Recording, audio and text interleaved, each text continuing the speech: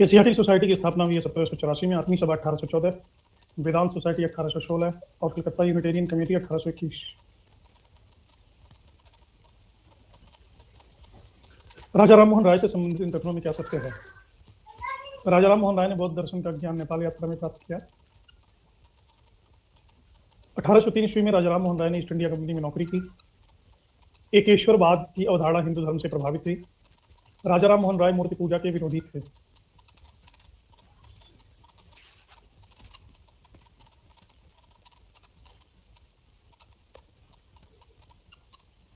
सभी को नमस्कार, गुड इवनिंग।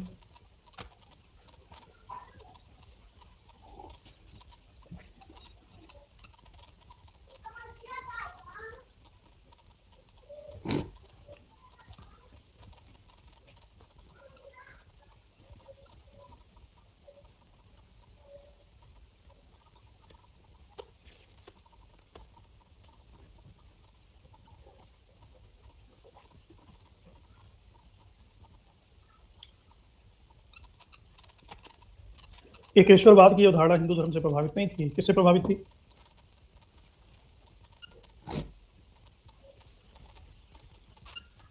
क्रिश्चियनिटी से।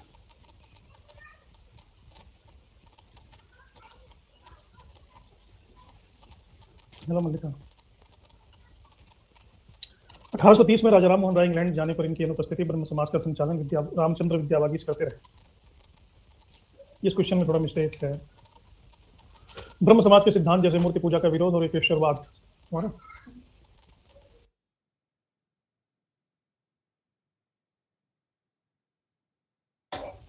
आदि ईसाइयत से प्रभावित थे। ब्रह्म समाज को शाही कर्मकांडों के प्रभाव से बचाने के लिए तत्वबोधिनी सभा की स्थापना की गई।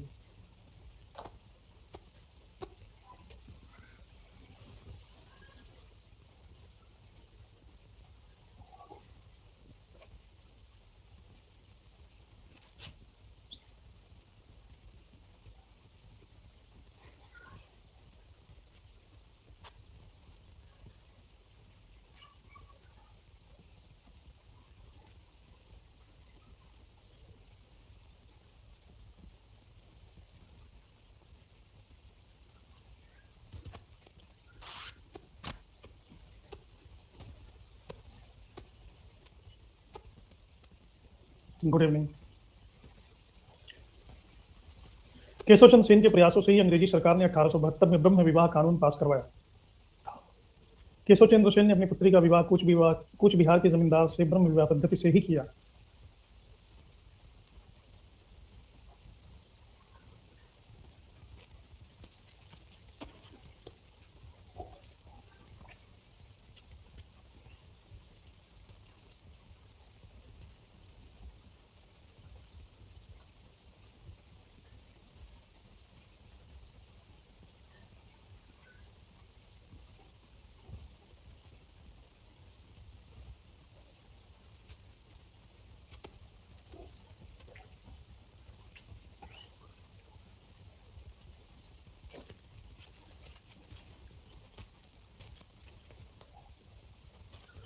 केशव चंद्र सेन के प्रयासों से अंग्रेजी सरकार ने, तो बात सही है ब्रह्म विवाह, लेकिन ये ब्रह्म विवाह पद्धति से नहीं किया था, जबरदस्ती किया था।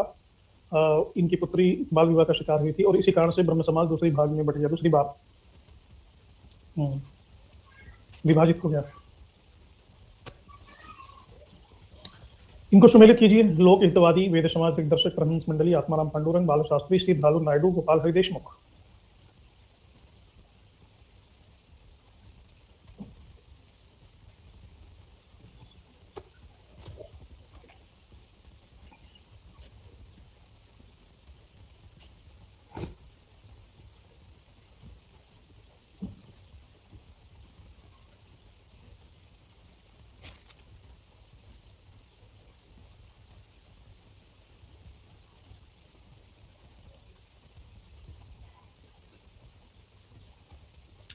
इनको क्रम में लगाइए। प्रार्थना समाज, वेद समाज, आर्य समाज, विधवा पुनर्विवाह, शंख।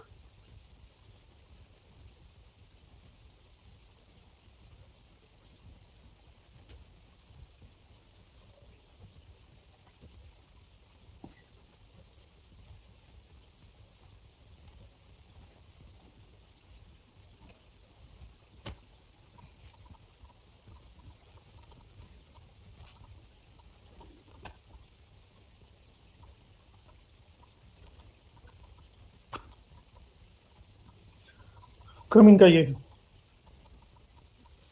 सबसे पहले वेद समाज आएगा, फिर प्रार्थना समाज, आर्य समाज, विधवा पुनर्विवाह संघ। आर्य महिला समाज की स्थापना किसने की? एनी बेसेंट, पंडिता रमाबाई, उमा देवी, कुशल कुंडेल।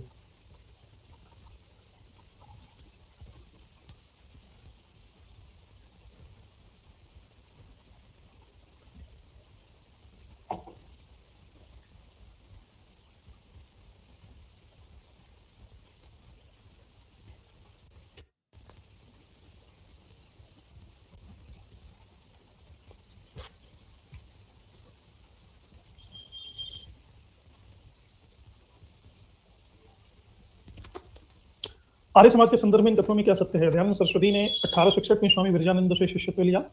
आर्य समाज की स्थापना 1875 ईस्वी में मुंबई में की गई। आर्य समाज का मुख्यालय 1877 ईस्वी में लाहौर में खोला गया। आर्य समाज ने वर्ण व्यवस्था का समर्थन किया था।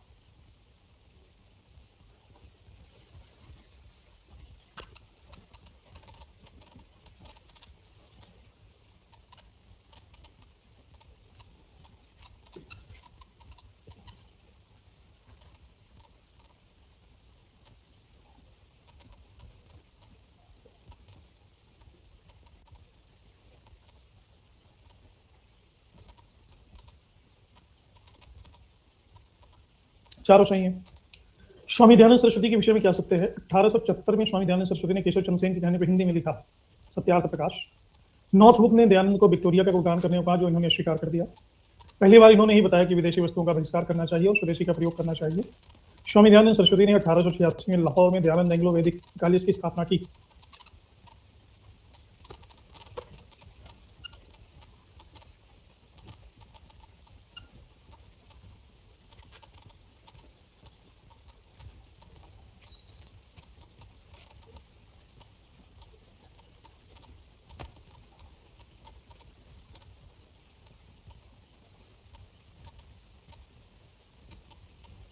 डीएवी कॉलेज की स्थापना दयानंद ने की थी। किसने की थी?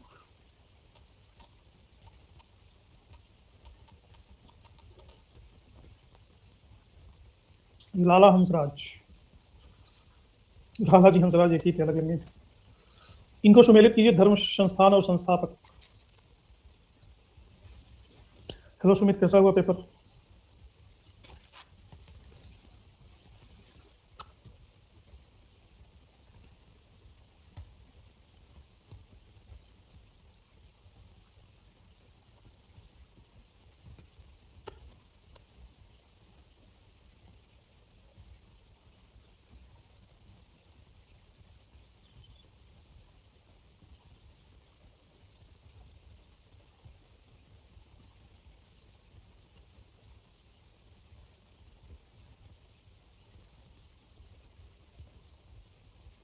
Okay Chanchal, all the best. असत्य कथन को चिन्हित करें। अहमदिया आंदोलन ने जिहाद का विरोध किया। मिर्जा गुलाम अहमद ने 1904 में खुद को कृष्ण का अवतार घोषित कर दिया। विदेशियों का समर्थन देवबंद आंदोलन का एक लक्ष्य था। दो राष्ट्र का सिद्धांत 1930 में सबसे पहले मोहम्मद इकबाल ने दिया था।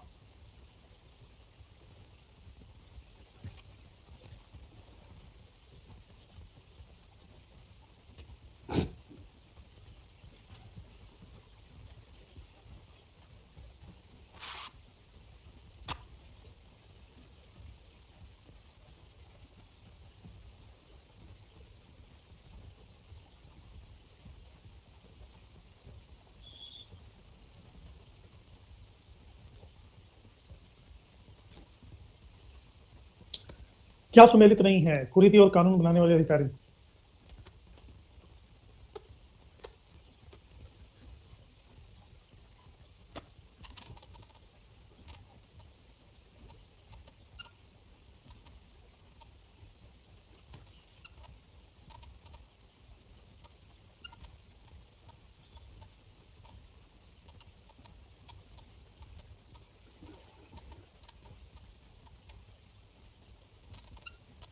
और ठगी प्रथा का दमन करने वाले कौन थे?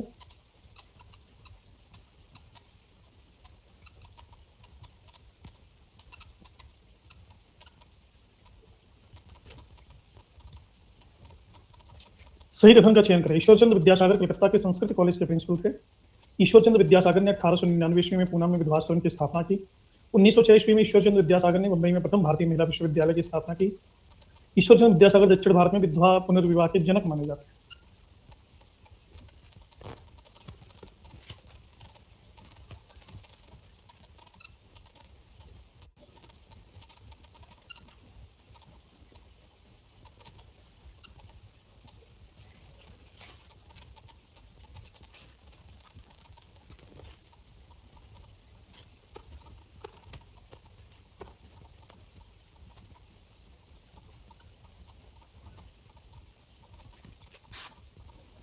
कल हमने इनके बारे में पढ़ लिया था, इनके बारे में भी पढ़ लिया था, मैक्स मूलर, राजा Ram Mohan Roy, John Digby, Jesus Christ, सती प्रथा, द्वारकानाथ टैगोर, अकबर द्वितीय,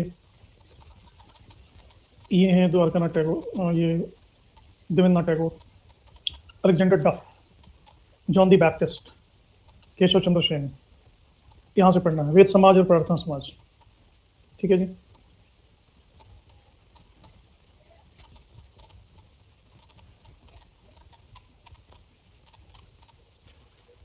तो बेटर है कि इसको मैप पे लोकेट करके ही पढ़ा जाए, ताकि स्थान का भी पता चलता रहे।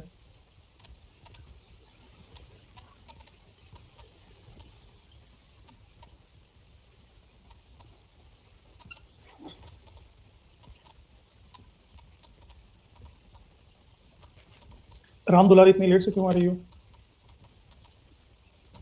वेद समाज की स्थापना हुई थी मद्रास में। किसके प्रयासों से हुई थी?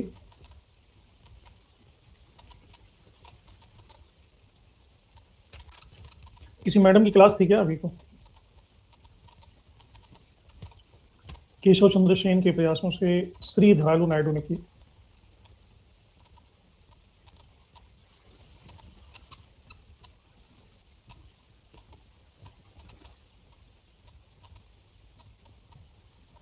क्यों लेट हो गए? तो पूछ रहा हूँ।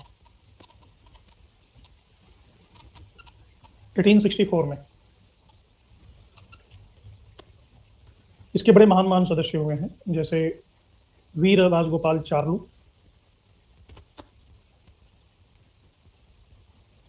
पी सुब्रमण्यम चट्टी,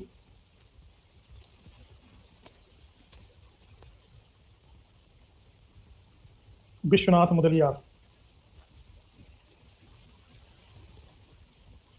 ये सारे वेद समाज के सदस्य थे, जो इसे दक्षिण भारत के ब्रह्म समाज की संज्ञा दी जाती है।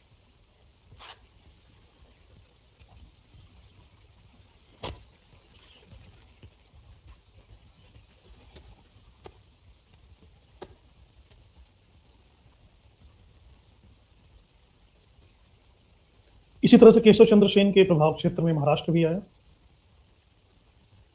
और इन्हीं के प्रभाव से प्रभावित होकर के 1867 में बंबई में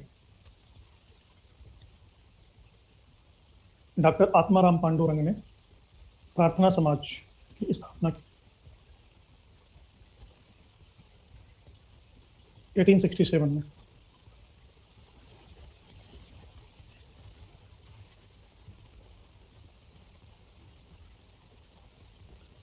आत्माराम पांडुरंग के प्रमुख सहयोगी बने महादेव गोविंद रानाडे।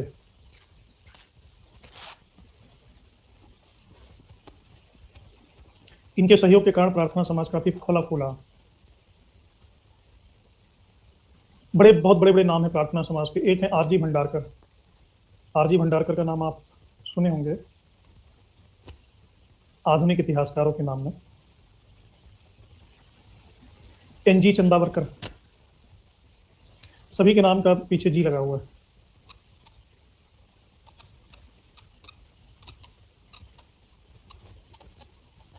हाँ अभिषेक,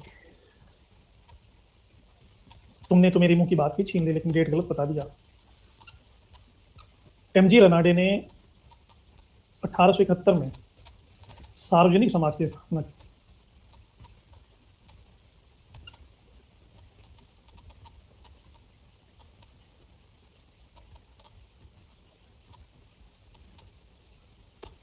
भाई साहब विक्रम जी, आपको जो एक्शन लेना हो क्लास के बाहर लीजिए। ये यूजीसी नेट की क्लास चल तो रही है, लेकिन हमारा संस्था से कोई बहुत ज़्यादा लीगल कनेक्शन नहीं है। क्रांति की मशाल आप अपने घर पे जलाइए। शहर में पोस्टर लगवाइए, हमारे क्लास में नहीं। इससे कुछ नहीं होगा, ये जो 6 से 12% बढ़ा देंगे तो इससे कुछ नहीं होने वाला है। यहाँ पॉलिटिकल अड्डा नहीं है ये। अब यूजीसी ने अपने शौक से थोड़ी ना किया था, कोविड आ गया, क्या करे, मार डाले, सबका जान ले ले। गवर्नमेंट की व्यवस्था को भी समझो। आरजी भंडारकर की फोटो दिखाऊंगा तब समझोगे। देखो ये बैठे हैं आरजी भंडारकर, देखो कैसे देख रहे हैं। इनको पता था कि मेरी क्लास में ऐसे ऐसे कमेंट आएंगे, इसलिए इन्होंने ऐसे फोटो खिंचवा ली थी 1871 में ही। खुली किताब को पढ़ना छोड़ के देख रहे हैं। तो चश्मे ने इनकी आंखों को रोका हुआ है, नहीं तो बारूद की तरह इनकी आंखें निकलती और छेद कर देती। मैं भी सोच रहा था कि ऐसे क्यों देख रहे हैं, आज पता चला तुम्हारे कमेंट को पढ़ के। कुर्सी तो कोई एंटीक नहीं तो कुर्सी भी टूट सकती थी। इनके चेहरे पे क्रांति दिख रही है।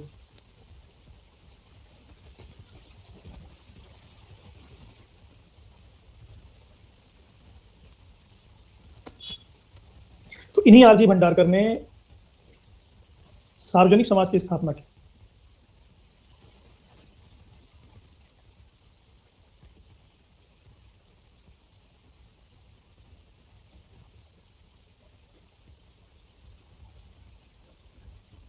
विक्रम जी ये सब काम हम नहीं करते, आप करो। हमें पढ़ाने से फुर्सत नहीं है, बैठ के मेल सेंड करें सबको। और हमारे विद्यार्थियों को ये सब काम में मत डालो। 6 दिन एग्जाम पड़ा हुआ है, ये सब करेंगे तो पढ़ेंगे कब।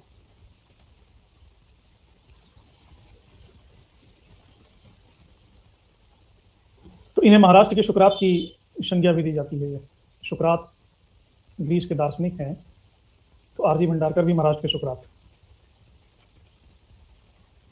प्रार्थना समाज का महाराष्ट्र के राजनीति, जहाँ तक समाज सेवा का प्रश्न है, बहुत ही अनुपम स्थान है, क्योंकि प्रार्थना समाज ने सिर्फ राजनीति की बात नहीं की, बल्कि depressed class mission, social service league, Deccan education system, ये 3 चीजें बनाई, 3 संस्थाओं का निर्माण किया। दलित जाति मंडल,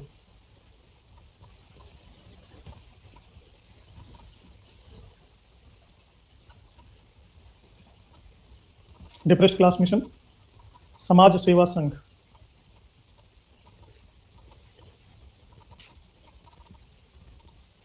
सोशल सर्विस लीग और Deccan education society.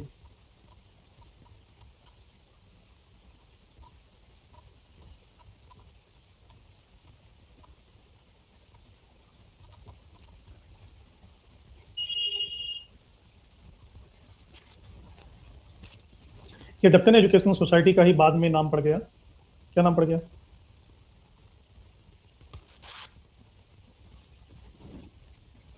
Fergusson college.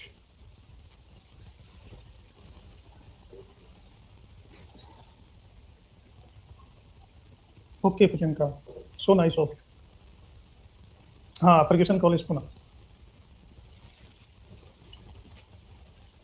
तो रनाडे का इसमें प्रमुख योगदान था, इसलिए रनाडे को यह भी कहा जाता है कि पश्चिम भारत में सांस्कृतिक पुनर्जागरण के अग्रदूत। विधवाओं की स्थिति से इतने अधिक व्याकुल हो गया रनाडे, इन्होंने विधवा विवाह को प्रोत्साहित करने के लिए 1891 में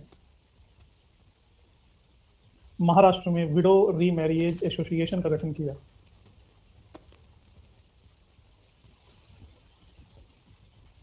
ये सब डेट याद कर लेना, देखना इनसे एक क्वेश्चन जरूर आएगा। ये डेट मैं इसलिए इन्फेसाइज करता हूं कि इसको याद कर लीजिए। 1871 में सार्वजनिक समाज, 1891 में विडो रीमैरिज एसोसिएशन। हाँ जी प्राची, पूछ लो। तो रनाडे के इसमें सहयोगी थे, बड़े ही इंपॉर्टेंट सहयोगी थे, आप लोगों ने नाम सुना होगा, धोंधो केशव कर्वे। तो इनका नाम बोलने में थोड़ा सा अटपटा लगता है, इसलिए इनको कह दिया जाता है डीडी कर्वे, धोंधो केशव कर्वे। तो इन्होंने कहा कि रिमैरिज तो कर लोगे, लेकिन विधवाओं को तो घर से निकाल देंगे मार के, इनके रहने का भी इंतजाम चाहिए। इन्होंने 1899 ईस्वी में विडो होम की स्थापना की, जहाँ पे समाज से बहिष्कृत विधवाएं रहती थी, पूना में। और विधवाओं को आत्मनिर्भर बनकर के जीवन के लिए उत्साह इनके अंदर डाला। इसी फर्ग्यूसन कॉलेज के ये डीडी करवे थे प्रोफेसर।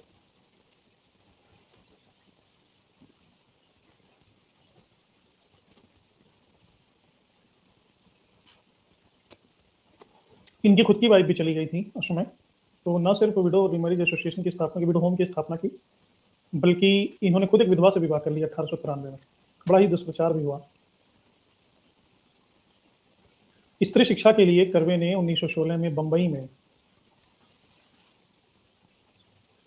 प्रथम भारतीय महिला विश्वविद्यालय की स्थापना की।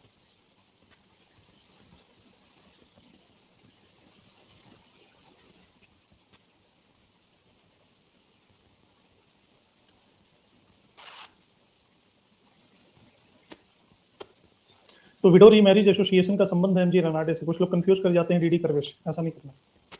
सर मेरे पास एक कायस्थ की बुक है, उसमें दिया है पुष्यमित्र शुंग कायस्थ से आर चंद्रगुप्त मौर्य भी गौड़ कायस्थ थे, तो क्या सर ये सही है? मुझे गलत लगी वो बुक। ऐसा है प्राची, हर जाति अपने आप को ग्लोरीफाई करनी, तो हर जातियों का अपना अपना अपनी एक इतिहास है, अपना एक इतिहास, कायस्थों का अपना इतिहास। किसी भी जाति को ढूंढ लो, सुनारों का अपना इतिहास है, लुहारों का अपना इतिहास है, क्षत्रियों का अपना, वाणिज्यों का अपना इतिहास है। हमारे पंजाब में एक है वाल्मीकि समाज, वो कहते हैं कि हम तो डायरेक्ट वाल्मीकि जी से पैदा हुए हैं, उनका एक अपना इतिहास। लेकिन इतिहास की प्रामाणिकता एक अलग विषय है, इसके लिए शोध की आवश्यकता। ऐसा हम नहीं कह सकते कि जो इतिहास हम जानते हैं अंतिम सत्य वही है, क्योंकि शोध के साथ उस इतिहास का स्वरूप भी बदलेगा। लेकिन फिलहाल हम ये कह सकते हैं कि अभी तक जो हमको पता चला है वो ये है। ठीक है। अब कायस्थ के बारे में ओशनस स्मृति में लिखा हुआ है पहली बार एक जाति के रूप। लेकिन अभी तो एक नया विमर्श शुरू हो गया। अभी देखो यूपी में बड़ा कोहराम मचा हुआ है कि गुर्जर प्रतिहार, गुर्जर थे कि क्षत्रिय थे। योगी आदित्यनाथ कह रहे हैं क्षत्रिय थे क्योंकि वो खुद क्षत्रिय हैं। अखिलेश यादव कह रहे हैं गुर्जर थे क्योंकि उनको गुर्जरों का वोट लेना है। जाति का समीकरण चल रहा है। ये सब राजनीति पे आएंगे, हमें इसमें नहीं। हमें क्या करना है? एग्जाम को पास करना है। बाकी ये विवाद छोड़ दो, क्या क्या था क्या क्या नहीं था। स्टैंडर्ड बुक्स में हम जो पढ़ाते हैं वही था, बाकी कुछ नहीं था। और आफ्टर ऑल धरती गोल है।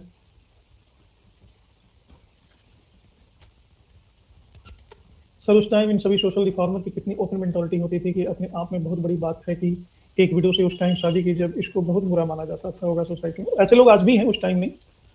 ईमानदारों से तो ये दुनिया चल रही है। ऐसे लोग आज भी हैं जो सर कटा सकते हैं लेकिन सर झुका सकते नहीं। उस टाइम का इतिहास आज हमें पता है, आज का इतिहास हमें 100 साल बाद लोग पढ़ा जाएगा। उच्च नैतिकता वाले लोग हमेशा रहते हैं, अच्छे इंसान हमेशा जीवन में रहते हैं, हमें पता नहीं होता।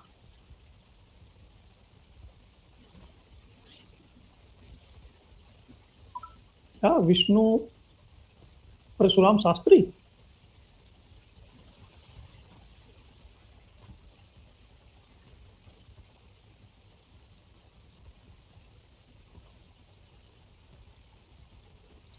कायस्थ का पहला उल्लेख तो वहां मिला है, जाति के रूप में उसने स्मृति में पहली बार कहा गया है।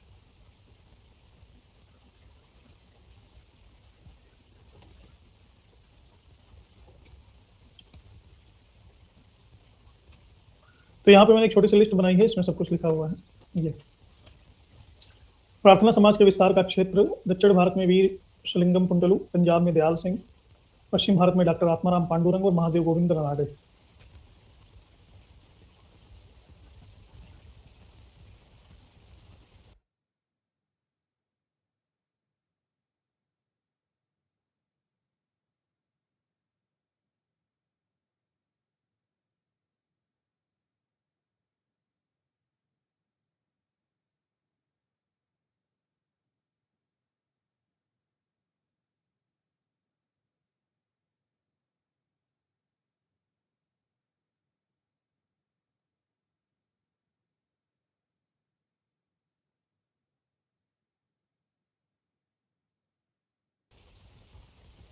इनका जैसा नाम है वैसा इनका व्यक्तित्व भी है।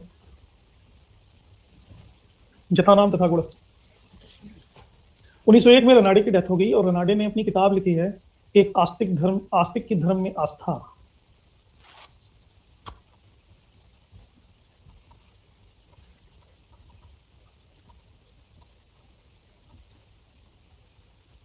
किसकी किताब है ये?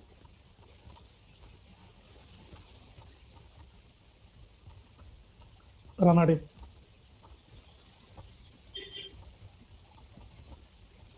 तो ये रनाडे मामूली व्यक्ति नहीं थे। रनाडे गुरु थे किसके? गोपाल कृष्ण गोखले के। ये राजनीतिक गुरु थे। और गोखले राजनीतिक गुरु थे किसके?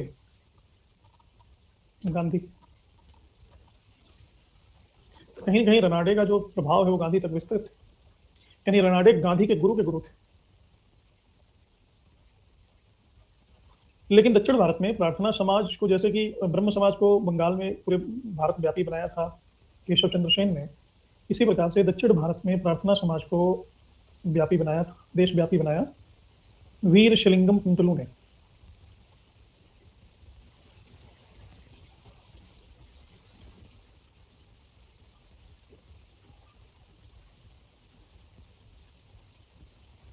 वीर शिलिंगम कुंतलू। दयाल सिंह पंजाब में प्रार्थना समाज को हाईलाइट किए। और 1910 में इन्होंने दयाल सिंह कॉलेज की भी स्थापना की दिल्ली में, जिसका 1 साल तक टीचर मैं भी था। दयाल सिंह मजीठिया कॉलेज लोधी रोड पर है। फिर मैंने त्यागपत्र दे दिया। मेघा, तुम आजकल ऐसी किताबें ना पढ़ा करो, ऊटपटांग चीजें पढ़ के आती हो और मुझे सताती हो। जिन्ना के गुरु अरविंद घोष कहाँ पढ़ लिए?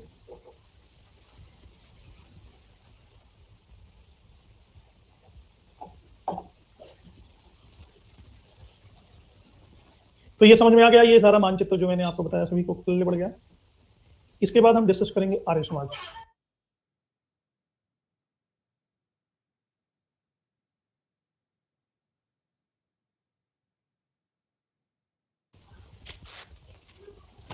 पीजीटी में क्वेश्चन आया था कि ऑप्शन था?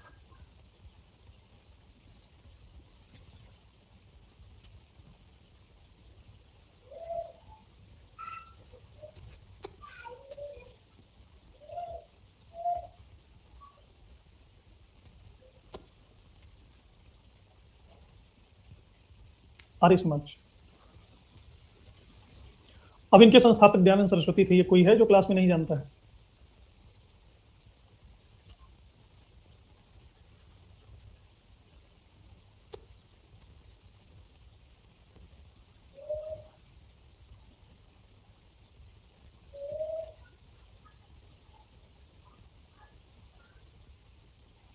सब जानते हैं।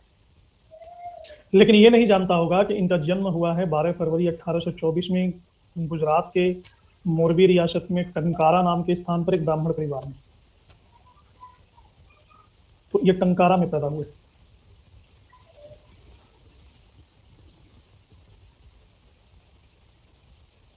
बचपन का नाम इनके मूल शंकर था।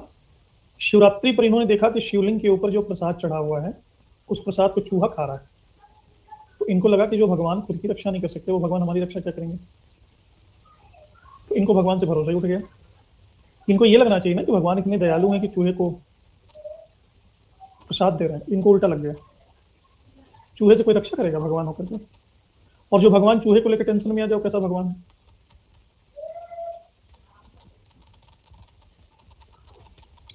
तो फिर इनका दिल टूट गया भगवान से और 21 वर्ष की अवस्था में 1845 घर छोड़ दिए। 3 साल तक भटकते भटकते स्वामी पूर्णानंद से इनकी मुलाकात हुई। स्वामी पूर्णानंद ने इनको दीक्षित किया और उन्होंने ही इनको मूल शंकर से बनाया दयानंद सरस्वती। शांति रखो। फिर 1861 में ये पहुंचे मथुरा।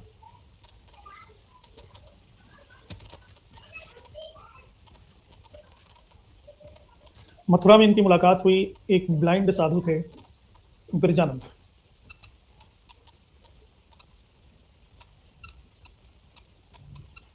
ये कहने को ब्लाइंड थे लेकिन इनको सब दिखता था। यहीं से दयानंद सरस्वती को वेदों का ज्ञान प्राप्त हुआ। इन दोनों में एक बात पक्की थी। बिरजानंद ने दयानंद सरस्वती को कहा कि भारत को सबसे पहले फिरंगियों से बचाओ और उनको अपने अतीत से परिचित कराओ, वेदों में जो वैज्ञानिकता है उससे परिचित कराओ। तो दयानंद सरस्वती ने नारा दिया, वेदों की ओर लौटो। यानी वेदों में जो विज्ञान है उसको त्यागो मत। दयानंद सरस्वती की सबसे बड़ी विशेषता यह है कि सबसे पहले ऐसे हिंदू धर्म के प्रचारक थे, हिंदू सुधारक थे, जो डिफेंसिव नहीं थे। वो प्रचार की जगह प्रहार की रणनीति अपनाते थे, अटैक करो। और तुरंत आनंद फानन में हरिद्वार पहुंचे और हरिद्वार में अपना झंडा लहरा दिया। उस झंडे का नाम रखा पाखंड खंडिनी पताका।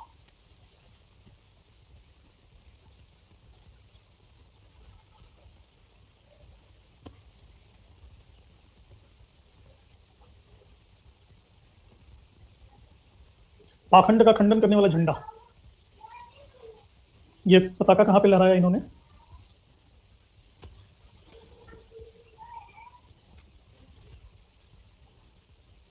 हरिद्वार, आगरा,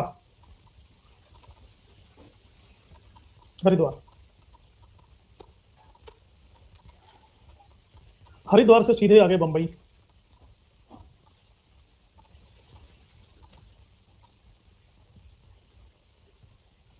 और बंबई में इन्होंने 10 अप्रैल 1875 को आर्य समाज की स्थापना की। आर्य मतलब वो व्यक्ति जो वेदों को मानता है, जिसका जीवन वेदों के अनुसार है। वो पता नहीं गलत दिया है, मुझे लगता है। लेकिन बंबई में इन्होंने देखा कि हिंदुत्व को मानने वाले बड़े कम है, पारसी बहुत ज्यादा हैं। तो फिर वहां से तुरंत आ गए लाहौर।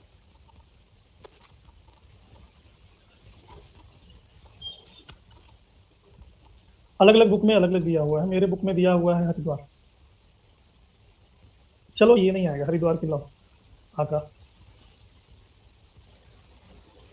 तो मुख्यालय 1877 को इन्होंने ट्रांसफर कर दिया बंबई से लाहौर।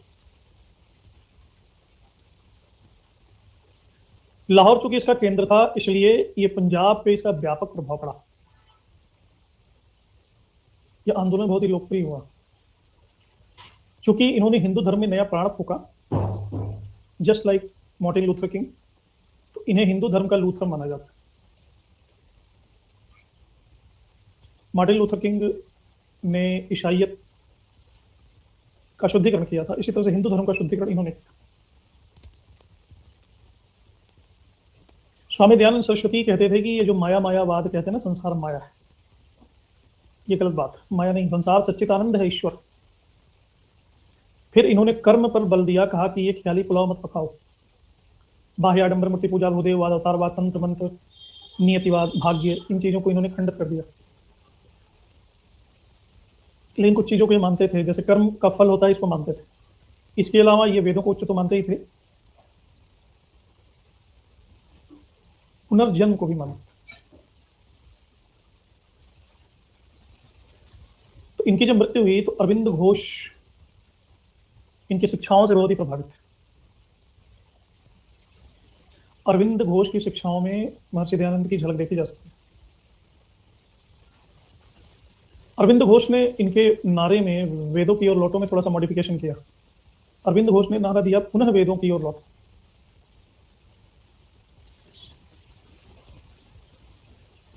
न कि वैदिक काल की ओर। कि कह रहे थे कि रूढ़िवादी हमें नहीं बनना है, वेदों की वैज्ञानिकता है उसको अपनाना है। तो आर्य समाज की विशेषता है डबल थी, वो सामाजिक सुधार भी था, धार्मिक सुधार भी था। और जिस तरह से विरोध करना चाहिए कुरीतियों का, जैसे बाल विवाह, पर्दा प्रथा, दहेज प्रथा, बहु विवाह, एक से ज्यादा शादी करना,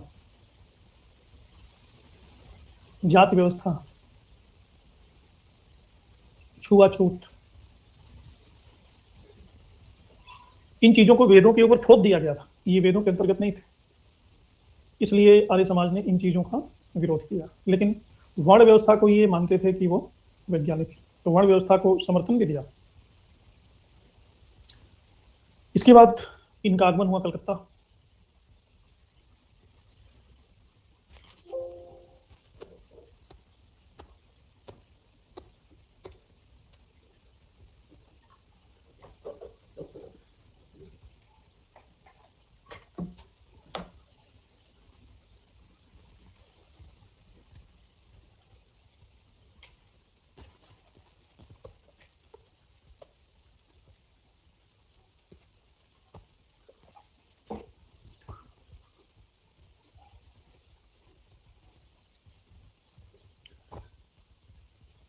कलकत्ता। कलकत्ता में इनकी मुलाकात हो गई केशव चंद्र सेन से, ब्रह्म समाज के। और इन्होंने कहा कि भाई साहब आप संस्कृत बहुत बोलते हो, हिंदी भी बोला करो, जनता हिंदी समझती है, और सुने कि किताब लिखने जा रहे हो उसको हिंदी में लिखो। तो इसलिए इन्होंने सत्यार्थ प्रकाश को हिंदी में लिखा 1874 में। इन्होंने कहा कि देखिए वेदों के ऊपर है तो वेद तो संस्कृत में है। इन्होंने कहा आपको वेद को समझाना है कि इंसान को समझाना है? समझाना तो आदमी को है ना। एक मिनट।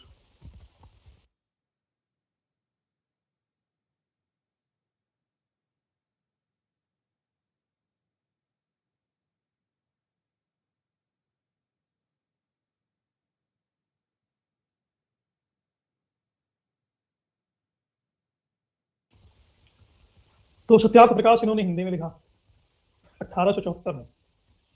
तो वेदों की वैज्ञानिकता को सिद्ध करने का पूरा प्रयास सत्यार्थ प्रकाश ने किया।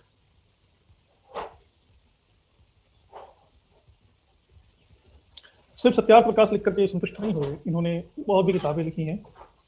जैसे एक लिखा है वेद भाष्य भूमिका,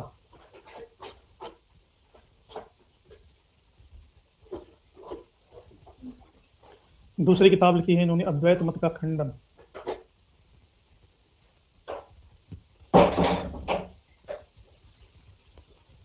तीसरी किताब लिखी है पंच महायज्ञ विधि,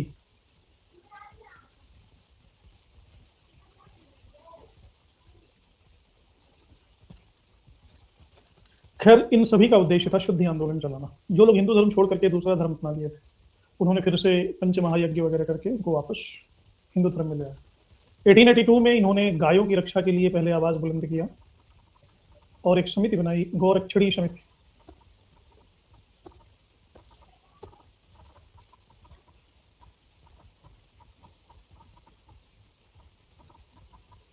क्योंकि वेदों में गाय को पूज्य माना गया है।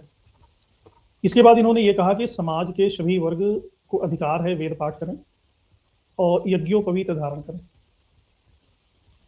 यज्ञोपवीत जनेऊ होता है, 3 धागे होते हैं, और ये 3 धागे प्रतीक होते हैं 3 गुणों के। ये 3 गुण हैं सत, रज और तम। सतोगुण, रजोगुण और तमोगुण।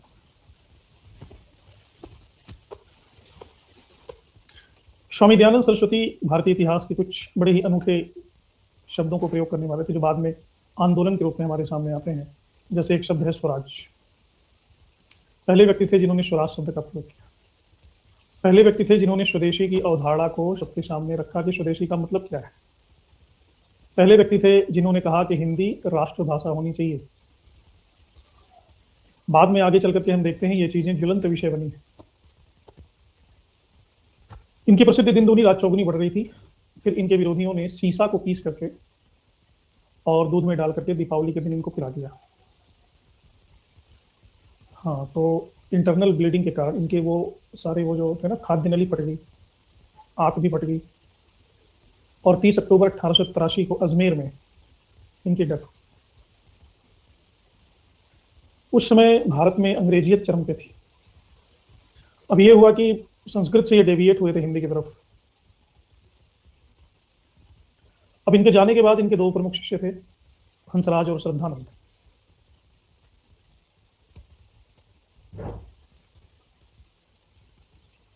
शिक्षा के माध्यम के चयन में स्वामी श्रद्धानंद और हंसराज में विभेद हो गया। लाला हंसराज कहते थे कि आखिर स्वामी जी ने भी तो संस्कृत से हिंदी को इसलिए चुना कि जन सामान्य की भाषा हिंदी है, हिंदी ज्यादा लोगों तक व्याप्त। तो अगर हम शिक्षा को प्रगतिशील बनाना चाहते हैं तो हमें इंग्लिश को अपनी शिक्षा का माध्यम चुनना होगा, नहीं तो शिक्षा वैज्ञानिक रूप नहीं ले पाएगी, क्योंकि विज्ञान अभी पश्चिम में है, पूर्व में नहीं है।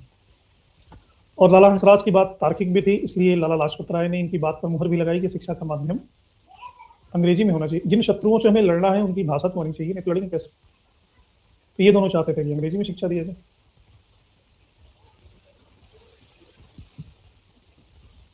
इन्होंने लाहौर में, जहाँ पे मुख्यालय था दयानंद सरस्वती का, वहां पे दयानंद एंग्लो वैदिक कॉलेज की स्थापना की।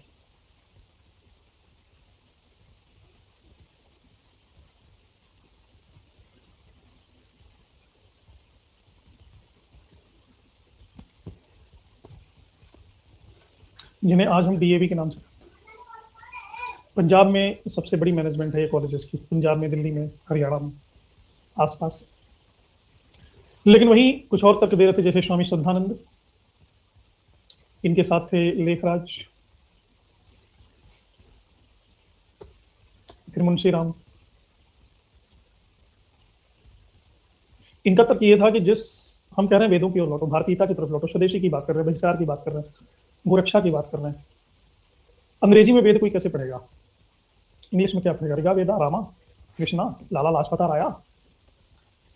आपकी भाषा जब स्वदेशी नहीं रहेगी तो आपका ज्ञान कैसे स्वदेशी होगा? ज्ञान तो विदेशी होगा। तो वेदों की तरफ कैसे लौटोगे? कम से कम भाषा तो शुद्ध होनी चाहिए, और वैदिक भाषा संस्कृत। तो इन लोगों ने 1902 में हरिद्वार में, जहाँ पे पताका फहराई थी, अखंड खंडनी पताका, गुरुकुल की स्थापना की, गुरुकुल कांगड़ी। क्योंकि गुरुकुल संस्कृत माध्यम से था, इसलिए इतना विकास नहीं हुआ इसका। संस्कृत कौन पढ़ता है आज के टाइम में? हिंदी।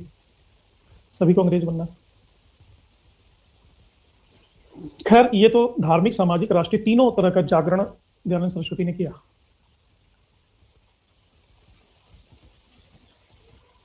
कई चीजें उनकी बहुत पहले आ गई थी, जिनको बाद में हमारे महापुरुषों ने रिपीट किया। सत्यार्थ प्रकाश में लिखा है, कोई कितना ही कहे, लेकिन स्वदेशी राज्य ही सर्वोपरि। बाद में हम देखते हैं स्वदेशी मूवमेंट चला 1905 के बाद। एक जगह लिखते हैं, विदेशी राज्य चाहे कितना अच्छा हो, लेकिन वो सुखदायी नहीं हो सकता। बाद में हम देखते हैं कि गांधी जी कहते हैं ना कि हमने मांगे थे रोटी और हमको मिला पत्थर। इन्हीं पेशेंट कहती हैं कि दयानंद सरस्वती पहले व्यक्ति थे जिन्होंने कहा कि भारत भारतीयों के लिए है। गांधी जी ने कहा अंग्रेजों भारत छोड़ो। तिलक ने कहा स्वराज्य हमारा जन्मसिद्ध अधिकार है, हम इसको लेकर के रहेंगे। ये इन्हीं के मौलिक विचारों का रिपीटिशन है। 1907 में लंदन टाइम्स ने एक रिपोर्टर को भेजा, वैलेंटाइन शिरोल। उसने किताब लिखी है वैलेंटाइन में, इंडियन अनरेस्ट, यानी इंडिया की अशांति। इसमें इन्होंने लिखा है कि दयानंद सरस्वती वो ऐसे व्यक्ति थे जिन्होंने अपने विचारों से भारत में अशांति पैदा कर दी, अशांति पैदा कर दी अंग्रेजों के खिलाफ। काफी आरोप लगाए कि अवैज्ञानिकता को वैज्ञानिक सिद्ध करना चाहते थे। फिर ये भारत को वैदिक काल में ले जाने का मतलब है कि सब लोग बैठ के यज्ञ हवन करें, झोपड़ियों में रहें, गाय चराएं, यही चाहते थे। इस तरह के आरोप लगाए, गंभीर आरोप लगाए, और अवैज्ञानिक घोषित करते हैं, अशिक्षित। तो इनका, इनके आरोपों का उत्तर दिया है लाला लाजपत राय ने। लाला लाजपत राय ने एक किताब लिखी है the history of Arya Samaj, और इसमें खूब तफसील से वैलेंटाइन चिरोल को लाला जी ने क्रिटिसाइज किया फुर्सत से, चीर करके फिर रोल कर दिया, इसलिए तो इनका नाम चिरोल सार्थक हुआ। तो आर्य समाज सिर्फ एक लिंग विशेष का मूवमेंट नहीं रहा। हम पाते हैं कि 1881 में, कुछ ही दिनों में, पुणे महाराष्ट्र में पंडिता रमाबाई ने महिला आर्य समाज की स्थापना की, और महिलाओं में भी हिंदू धर्म के जागरण का प्रयास किया।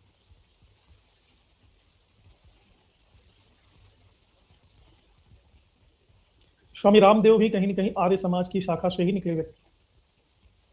इनके जो गुरु हैं स्वामी रामदेव के, वो भी स्वदेशी की बात करते हैं। आरएसएस का आंदोलन भी कहीं न कहीं आर्य समाज से ही निकला है। तो पंडिता रमाबाई का अलग योगदान है। इन्होंने 1889 में महिलाओं की शिक्षा के लिए एक स्कूल खोला, शारदा सदन।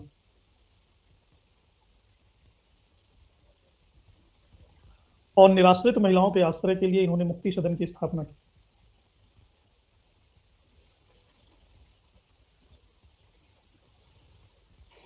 बाल गंगाधर तिलक ने इंडियन अनरेस्ट के ऊपर केस कर दिया था कि इन्होंने दयानंद सरस्वती के खिलाफ अपशब्द का उपयोग क्यों किया। और बाल गंगाधर तिलक मुकदमा, खुद वकील थे, वो मुकदमा लड़ने चले गए लंदन। फिर वहां तो न्याय की उम्मीद, तो उनको किसी ने बताया कि भाई आप यहाँ न्याय की उम्मीद लिए क्यों आ गए, आप आ गए तो उधर होम रूल मूवमेंट उधर कमजोर पड़ गया है, इन्हीं पेशेंट अकेले क्या क्या करेंगी। फिर वो वापस आए। तो ये समझ में आ गया जी, दयानंद सरस्वती आर्य समाज। तो जो सारे इंपॉर्टेंट फैक्ट है वो एग्जाम की दृष्टि से, वो सब कुछ मैंने बता दिया, कुछ भी छोड़ा नहीं। डिटेल में। लेकिन आरजी भंडारकर को मेरी सलाह है कि रात को ना देखेंगे। इनको महाराष्ट्र का सुकरात क्यों कहा जाता है, इसमें किसी को संशय नहीं होना चाहिए।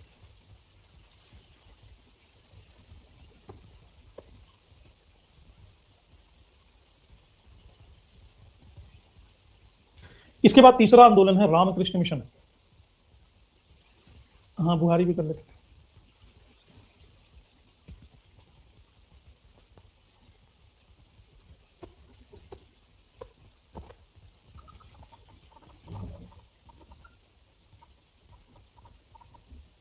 अब ये तो सभी लोग जानते हैं कि रामकृष्ण मिशन की स्थापना की थी स्वामी विवेकानंद ने। स्वामी विवेकानंद को नियो हिंदुइज्म से जोड़ा जाता है, नव हिंदूवाद का प्रतिनिधि माना जाता है।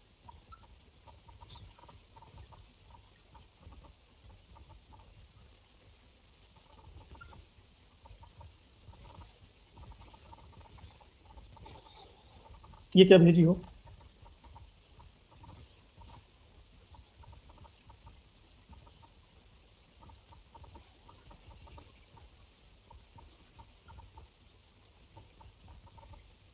रनाडे ही तो बताया है जी। Good morning. Good morning, good morning. सो के उठी हो लग रहा है अभी। कहाँ तो कुछ और दिखाया जी, दिखाओ मुझे।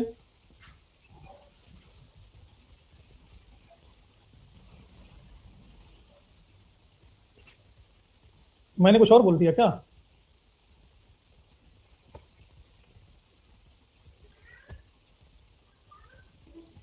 पूना सार्वजनिक सभा, मैंने क्या बताया था?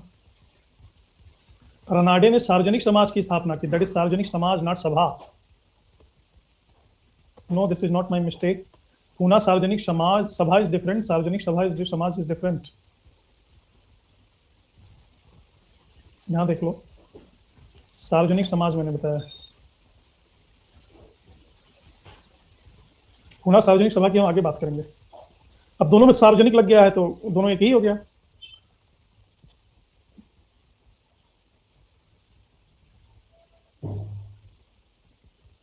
भाई कहा मैंने बोला एमजी रनाडे सुकरात? मैंने यहाँ पे सरकाजम किया कि इनको देख के लग रहा है कि सुकरात यही होंगे।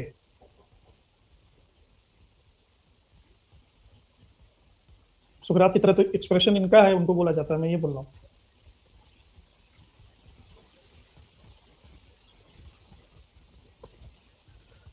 रामकृष्ण मिशन की स्थापना 1897 में हुई, 1 मई को। कलकत्ता में एक जगह है बारानगर।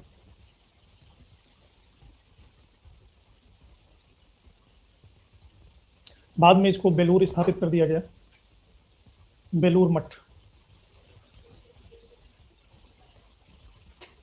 रामकृष्ण मिशन का जो आधारभूत सिद्धांत है वह है वेदांत, वेदांत दर्शन यानी उपनिषद।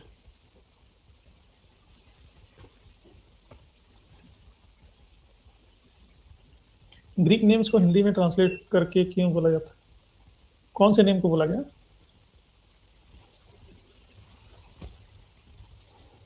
खैर, रामकृष्ण परमहंस, अच्छा सोक्रेटिस और सुकरात क्यों बोला गया? ये सिर्फ ग्रीक नेम को नहीं, हर नेम को। ग्लास को इंग्लिश को कह दिया जाता है गिलास, स्टेशन को बोल देते हैं टीशन, हॉस्पिटल को बोलते हैं अस्पताल। हर भाषा अपनी सुविधानुसार चीजों को मोल्ड हो जाती है।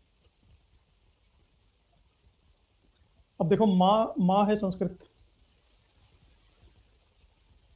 माँ निकला है शब्द मातृ से, मातृ है संस्कृत, फिर मातृ से आ गया माता, माता से माँ, ये उर्दू में चला गया बन गया अम्मी, ये इंग्लिश में चला गया बन गया मदर, यही आगे गया लैटिन में बन गया मादेर। ये माँ का ही रूपांतर है। तो हर भाषा के साथ ऐसा होता है।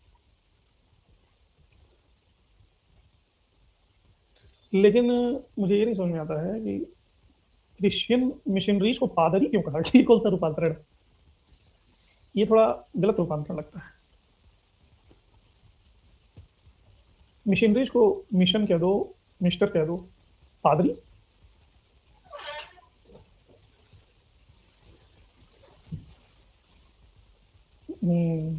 थोड़ा डेरोगेटरी बना दिया गया। वेदांत का मतलब होता है उपनिषद, जहां पे ज्ञान समाप्त हो जाता है वहां शुरू होता है वेदांत। रामकृष्ण परमहंस का टाइम पीरियड है 1836 से लेकर के 86 तक। इनका मूल नाम था गदाधर चट्टोपाध्याय। ब्राह्मण थे, अनपढ़ थे, पढ़े लिखे नहीं थे, लेकिन ये पिछले जन्मों का कुछ ऐसा था कि आत्मज्ञानी थे। गरीब थे, आनंदित रहते थे, मस्त रहते थे, काली के पुजारी थे। तो कलकत्ता में दक्षिणेश्वर में काली देवी का मंदिर था। रासमणी देवी एक शूद्र थी, लेकिन वो रानी थी। उन्होंने इनको 25 पैसे पर मंथ सैलरी पर पुजारी रख लिया। बाद में पता चला रासमणी देवी को कि ये जो भोग लगाता है पहले खा लेता है, तब काली को भोग चढ़ता है। गदाधर के बाद रासमणी देवी ने रामकृष्ण को बुलाया कि इधर आओ, सुनते हैं देवी को झूठा भोग लगाते हो, खुद मिठाई खा लेते हो, तब देवी को चढ़ाते हो। रामकृष्ण परमहंस ने कहा कि भाई पहले वेरिफिकेशन कर लेता हूँ कि देवी को चढ़ाने लायक है कि नहीं है। माँ अपने बेटे को भोजन कराती है, पहले खुद चख लेती है कि खाने योग्य है कि नहीं, तब खिलाती है। तो वो तो मेरी माँ है, मैं उसका बेटा हूँ, खुद नहीं खा सकती, मैं खिलाता हूँ तो चख के खिलाता हूँ। रासमणी देवी तो बड़ी प्रसन्न हुई, वाह। तो खूब काली देवी की पूजा करते थे, मस्त रहते थे, ज्ञान प्राप्त हो गया था उनको। तो एक संत थे तोतापुरी। तोतापुरी ने इनको अद्वैत का ज्ञान कराया। तोतापुरी ने कहा कि जब तक तुम काली के चक्कर में पड़े रहोगे तुमको अद्वैत का ज्ञान नहीं होगा, काली को हटा दो। इन्होंने कहा कहाँ से हटा दूं, काली को तो मैं प्यार करता हूँ। कहा तलवार से 2 टुकड़े कर दो काली के। इन्होंने कहा स्टॉप। कहा फिर मैं जा रहा हूँ, मैं तुमको नहीं ज्ञान करा पाऊंगा। 3 दिन तक साधना करते रहे। जब काली जी आती थी इनके ध्यान में तब मस्त हो जाता। तीसरे दिन तोतापुरी ने कहा देखो भाई मिस्टर रामकृष्ण, बहुत हो गया है, अब हम आज अगर काली को नहीं हटाए वहां से तो मैं चला जाऊंगा। तो रामकृष्ण परमहंस ने बड़ा आग्रह करके रोका उनको, कहा कि अब काली आएंगी तो तलवार से उनके 2 टुकड़े कर दिए। रामकृष्ण परमहंस ने कहा तलवार, काली तलवार कहाँ से लाऊंगा। तोतापुरी ने कहा जहां से काली को लाते हो, कल्पना में काली को लाते हो तो कल्पना में तलवार भी लाओ। और हिम्मत करके कहा, फिर वो नहीं कर पाते थे। तो एक कांच का टुकड़ा निकाला और कहा देखो मैं तुम्हारे माथे को यहाँ से चीर दूंगा काली जब आएंगी, और जैसे ही माथे को चीरूंगा वैसे ही काली के 2 टुकड़े कर देना, हिम्मत करो, नहीं तो मैं चला जाऊंगा। फिर काली आई। रामकृष्ण जैसे ही भाव विभोर हुए, तोतापुरी ने क्या किया, कांच के टुकड़े से रामकृष्ण के माथे के ठीक बीचों बीच चीर, खून की धार निकल पड़ी। और रामकृष्ण परमहंस ने भी तलवार उठाया और काली को काट दिया। काली वहां डिसअपियर हुई और रामकृष्ण परमहंस को अद्वैत का ज्ञान किया। तो तोतापुरी इनके गुरु थे जिन्होंने अद्वैत का ज्ञान कराया। एक और थे भैरवी, जिन्होंने तंत्र का ज्ञान कराया। रामकृष्ण परमहंस इस पूरी दुनिया के पहले ऐसे व्यक्ति हैं जिन्होंने हर धर्म के की साधना की कि क्या सब धर्म वहीं पहुंचाते हैं जहां का वो दावा करते हैं, और देखा कि उनका सब धर्म वहीं पहुंचा देते हैं। प्रैक्टिकली इन्होंने जाना।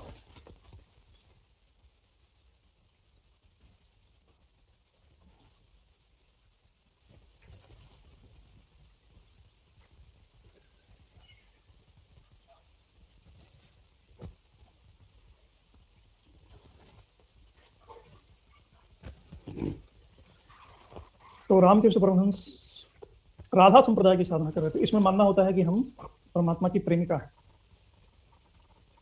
उस गोविंद की प्रेमिका है। तो ये उस साधना में इतने डूब गए कि इनके शरीर में भी रूपांतरण शुरू हो गया। स्त्रियों के जैसे स्तन बढ़ते हैं, इनके स्तन बढ़ गए, बड़े हो गए, ये लटकने लगे। यहाँ पे इनके मेंसेस शुरू हो गए। ये देखो स्तन यहाँ पे बढ़े हुए हैं ना इनके, ये राधा संप्रदाय की साधना के कारण। तो विश्व के इकलौते ऐसे पुरुष हैं रामकृष्ण परमहंस जिन्होंने सभी धर्मों, चाहे वो इस्लाम हो, ईसाई, सूफिज्म हो, हसीद हो, भक्ति हो, सभी धर्मों की साधना करके देखी और पाया कि सभी धर्म वहीं ले जाते हैं। खतना भी करवाया।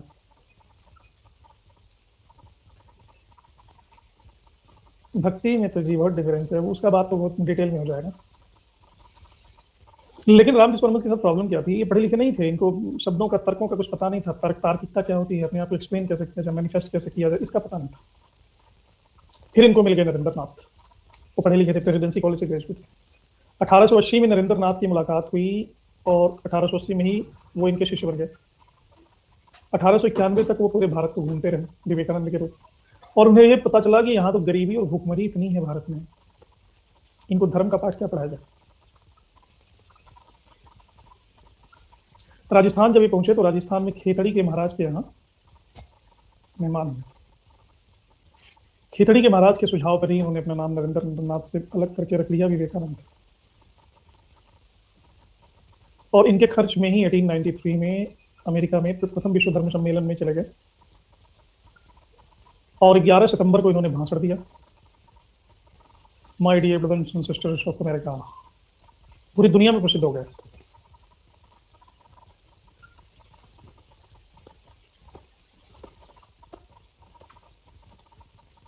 देखो, भक्त को मेल फीमेल से मतलब नहीं है।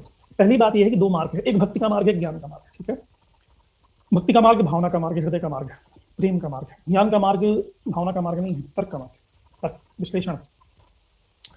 त्याग नहीं दिया, सारे मार्ग जब मंजिल एक ही है तो मार्गों का जब मंजिल पे पहुंच जाओगे तो मार्ग अपने आप छूट जाएंगे। तो काली के मार्ग से भक्ति के मार्ग से मंजिल पे पहुंच गए। फिर इन्होंने तोतापुरी के निर्देशन में ज्ञान मार्ग की साधना शुरू की तो वो नहीं पहुंच पा रहे थे। तो जो मैंने बताया कि यहाँ पे मस्तक चीर दिया, वो ज्ञान मार्ग की साधना फिर वहां पहुंचाई। फिर इन्होंने सूफियों की साधना की, इस्लाम की साधना की, राधा संप्रदाय की साधना की। राधा संप्रदाय जिसके चैतन्य महाप्रभु, चंडीदास, बल्लभ, अभी राधे राधे सोसाइटी जो चलती है ना, राधे राधे, ये सब राधा संप्रदाय। त्याग नहीं दिया, सभी मार्गों की साधना करके देखे क्या वाकई वहीं पहुंचाते हैं जहां ये दावा करते हैं। तो इन्होंने पाया हाँ सब वहीं पहुंचा देते हैं, मंजिल एक ही।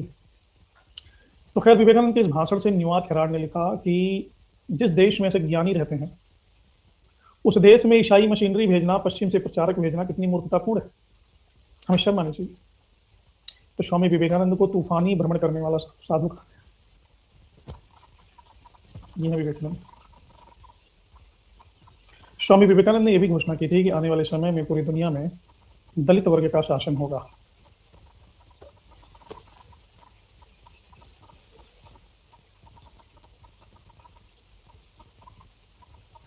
देखो, अध्यात्म में चमत्कार का एक बहुत बड़ा स्थान है। आध्यात्मिक जो अनुभव होते हैं वो वैज्ञानिक उसका अभी भी रिसर्च कर रहे हैं, हो जाता है पॉसिबल। आप देखिए, एक स्त्री पुरुष पति पत्नी के रूप में साथ रहते हैं ना, तो 20-25-30 साल साथ रहते रहते रहते रहते दोनों भाई बहन जैसे लगने लगते हैं, दोनों के चेहरे मोहरे मिलने लगते हैं।